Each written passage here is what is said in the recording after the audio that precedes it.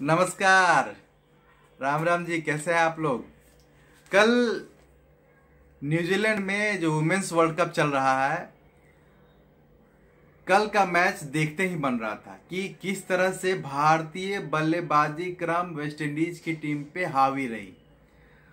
कल भारतीय टीम ने जो परफॉर्मेंस दिया, पिछली गलतियों से में सुधार करते हुए, वो देखते ही बन रहा था कि आखिर भारतीय टीम पॉइंट टेबल में किस तरह से पहले पायदान पे पहुंच गई। एक अच्छे रन रेट के साथ, एक मार्जिन के डिफीट के अंतर से हरा करके पूरी तरह से हावी रही। और वेस्टइंडीज के बॉलर को भारतीय टीम ने अपने ऊपर हावी होने नहीं दिया और भारतीय टीम ने लगातार उस दबाव को वेस्टइंडीज के बॉलर पे बना के रखा और एक शानदार जीत दर्ज की, वो भी 155 रन के अंतर से। अगर आप किसी प्लेयर की मनोबल को बढ़ा देता है, और वेस्टइंडीज के प्लेयर जो पिछला मैच वो जीत करके आ रहे थे इंग्लैंड को हरा करके, वो जरूर दबाव में आ गई होंगी कि आखिर वो अपना पिछला परफॉर्मेंस को क्यों नहीं दोहरा पाई। चलिए अब बात करते हैं मैच के बारे में।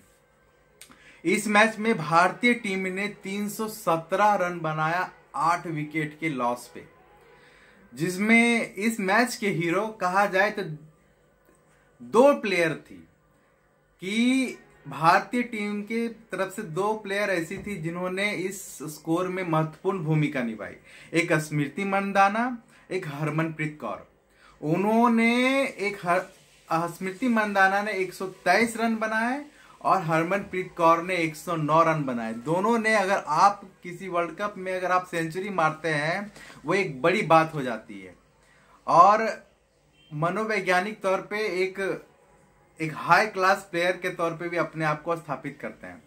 और वही हुआ भी कि जब आपको ओपनिंग बल्लेबाजी में आपको ओपनिंग मिल जाता है तो आप स्कोर को बड़े से बड़े स्कोर में कन्वर्ट करना चाहिए। यही हुआ भी कि जब स्मृति मंदाना और यस्तिका भाटिया जब बैटिंग करने आई तो शुरुआती 10 ओवर में 62 रन उन्होंने ठोक दिए थे। और ये एक बड़ी उपलब्धि होती है कि अगर आपका ओपनिंग बल्लेबाज अगर चल जाता है तो मिडिल ऑर्डर पे कम प्रेशर रहता है।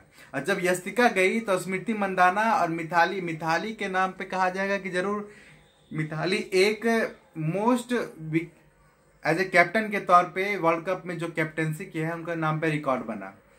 जरूर उनके लिए एक जरूर सबब रहेगा कि और झूलन गोस्वामी उनके नाम पे भी रहा कि उन्होंने वर्ल्ड कप में सबसे ज्यादा विकेट लेने का रिकॉर्ड बनाया।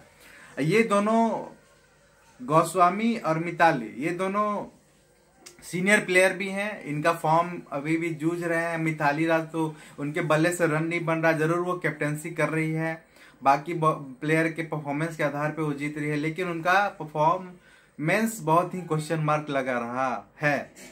और इन दोनों का कहना भी है, क्योंकि इनका ये एक तरह से कहा जाए तो लास्ट ही वर्ल्ड कप है कि इनका, क्योंकि अब तक मोस्ट कैप्टेंसी वर्ल्ड कप में बनाने के बाद भी अब तक एक भी ट्रॉफी वो नहीं जीत पाई है आईसीसी का।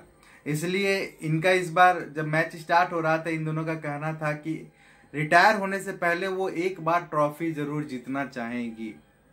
और देखिए इस बार जिस तरह का परफॉर्मेंस चल रहा है, हमें उम्मीद है कि अगर भारतीय टीम जीत जाए तो बहुत बड़ी बात हो जाएगी।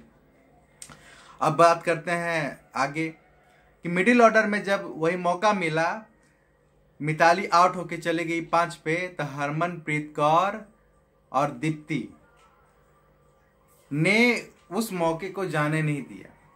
दीप्ति 15 रन बना के चली गई और हरमनप्रीत कौर भी स्मृति मंदाना की तरह ही ताबड़तोड़ बल्लेबाजी कर रही थी। हरमनप्रीत कौर ने 109 रन बनाए और उस स्कोर को 317 रन पे ले जाकर के छोड़ा।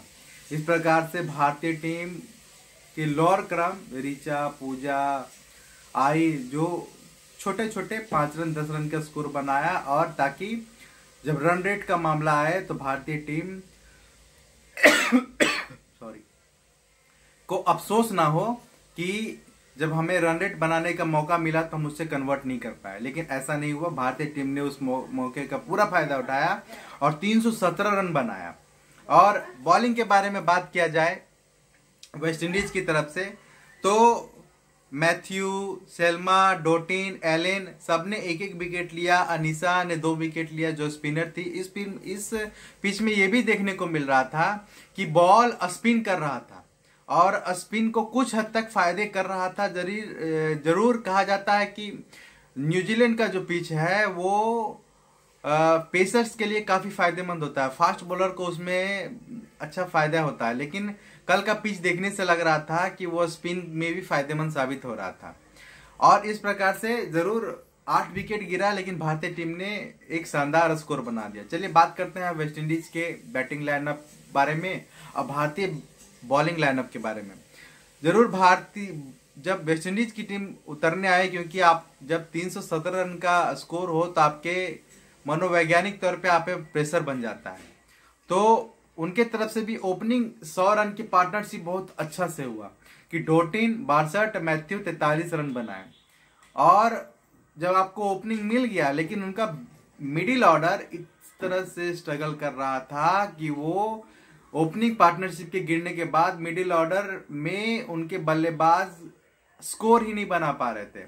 अब भारतीय टीम के लगातार बॉलरों की तरफ से जो स्पिनर थे, जैसे स्नेह राणा, वस्त्रकर, गायकवाड़, मेघना, गोस्वामी ने वेस्ट इंडीज के बैट्समैन को मौका ही नहीं दिया कि वो उस विकेट के कोलैप्स से वो रिकवर कर सके।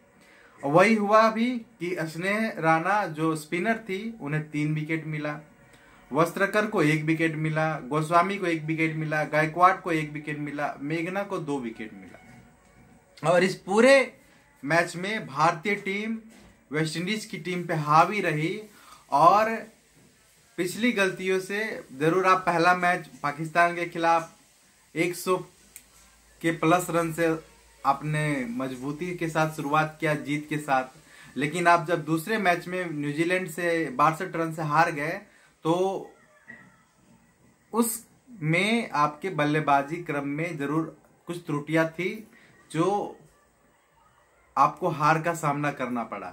लेकिन आपने उसमें सुधार करते हुए तीसरे मैच में जो एक वेस्ट इंडीज एक मजबूत टीम थी, आपने उस पर पूरी तरह से डोमिनेट किया और जीता और अपना रन रेट भी बेहतर किया और आपने पॉइंट्स टेबल में पहले पायदान पे ऑस्ट्रेलिया को सेकेंड स्पॉट पे ठेलते हुए आपने टॉप स्कोर हासिल किया।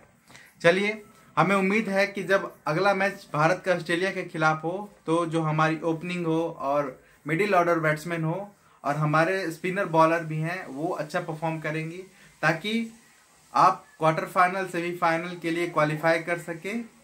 और हमें उम्मीद है कि स्मृति मंदाना, हरमनप्रीत कौर जिस तरह से सेंचुरी के साथ अपना सीरीज का आगाज भी कर रहे हैं, और ये तीसरा मैच जरूर था लेकिन परफॉर्मेंस के तौर पे देखा जाए कि वो बहुत अच्छी बल्लेबाजी कर रही है। और कहा जाए हरमनप्रीत कौर के बारे में तो वो कंसिस्टेंट परफॉर्म कर रही है। पिछले मैच में भी जिसमें न्यूजीलैंड से हार मिला था उसमें भी वो 50 रन बनाने वाली प्लेयर थी, इस बार उन्होंने उसे सेंचुरी में कन्वर्ट किया। चलिए, हमें उम्मीद है कि अगला मैच भारतीय टीम ऑस्ट्रेलिया के साथ जब खेलेगी तो जीतने का प्रयास करेगी और जीतेगी भी। चलिए, हमारा एनालिसिस आपको कैसा लगा आप हमें जरूर बताएं और हमारे चैनल को लाइक सब्सक्राइब जरूर करें। धन्यवाद।